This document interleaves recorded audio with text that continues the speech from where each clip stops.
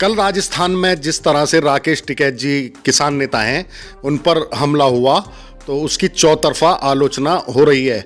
हमारे साथ मौजूद हैं राष्ट्रीय लोकदल के किसान सेल के प्रदेश उपाध्यक्ष ललित भाटी जी।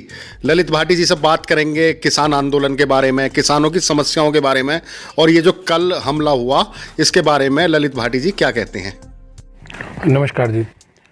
जिस तरह से आप देख रहे हो कि कल राकेश टिकैत जी पर हमला लोकतंत्र पे हमला है, ये पूर्ण रूप से भारतवर्ष के किसान के एक एक आदमी की कमर पे किया गया हमला है, पीठ पे लाठी मारी गई है सरकार के द्वारा। अगर किसी आदमी को विरोध करने का हक नहीं है सरकार में, आप उसको लाठी डंडों से पिटवाओगे, उस पर हमला करवाओगे।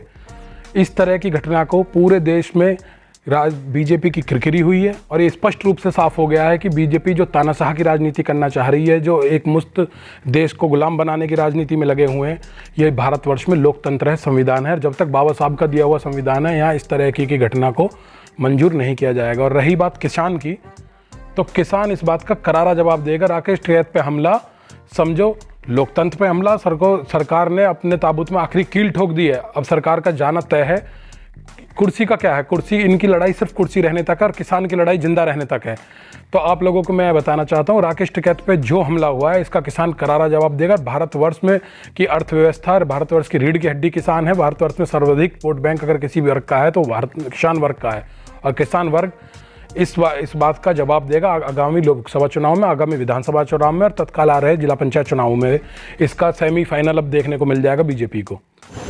ललित भाटी जी, जिस तरह से किसानों का आंदोलन चल रहा है, जिसे काफ़ी समय भी हो गया है, किसान धरने पर बैठे हुए हैं, इसके अलावा किसानों ने रोड पर भी आंदोलन किया है। कल जो राकेश टिकैत जी पर हमला हुआ है, क्या ये किसान आंदोलन को दबाने की रणनीति तो नहीं?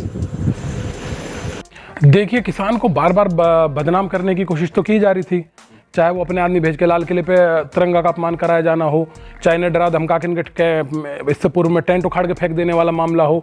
ये जो राकेश टिकैत को डराने का काम किया, राकेश टिकैत सिर्फ एक नाम है, ये किसान की लड़ाई है। राकेश टिकैत के पीछे पूरा देश का किसान खड़ा है।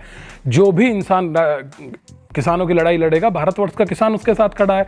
अब आप देखिए, जो आप खुद को प्रधान सेवक कहते थे हमारे माननीय यशस्वी मोदी जी, उनके दर पे दिल्ली के चरणों में किसान पड़ा हुआ है। बॉर्डर पे चारों तरफ बॉर्डर पे किसान पड़ा हुआ है। तो उनको 126 दिन नॉट आउट किसान झेल रहा है, चाहे वो बारिश रही हो, गर्मी रही हो, सर्दी रही हो, आंधियों के तूफान आ रहा है। मैंने इससे पूर्व में आपको ही दिए गए एक इंटरव्यू में कहा था कि किसान होली तक बैठेगा, होली भी निकल गई। अब तो किसान की सरकार सुनना नहीं चाह रही, किसान उनके दर पे पड़ा है। क्या हमारे देश के मुखिया की जिम्मेदारी नहीं है कि किसान सड़कों पर लेट रहा है उसके जाकर उसकी परेशानी सुने? क्या अभी तक क्या सरकार द्वारा कोई पहल की गई है? वार्ताओं के लिए मीटिंग बुलाई जाती है, लेकिन निस्सक्रिय रहती है। क्यों? किसान की बात वहाँ सुनी नहीं जाती, अपनी सुनाई जाती है। यशस्वी मोदी जी को चाहिए किसानों के धरने स्थल पे पहुँचे, उनकी अनुरोध और प्रार्थना कर रहा है किसान, उनकी प्रार्थना को सुने, उनका अनुरोध को सुने, उनकी समस्या को सुने, उनके जो 3 काले कानून वापस की मांग है उसको सुने। जो चीज़ किसान को चाहिए ना, उसके ऊपर थोपने का जो प्रयास किया जा रहा है और उन्हें एक तरफा छोड़ के चुनावी रैलियों में व्यस्त हुआ जा रहा है, ये देश के लिए ठीक नहीं है। जिस देश का शासक तानाशाह होगा, उस देश का कभी भला नहीं हो सकता, देश का विकास नहीं हो सकता। YouTube चैनल को सब्सक्राइब करें और हाँ, बेल आइकॉन दबाना न भूलें।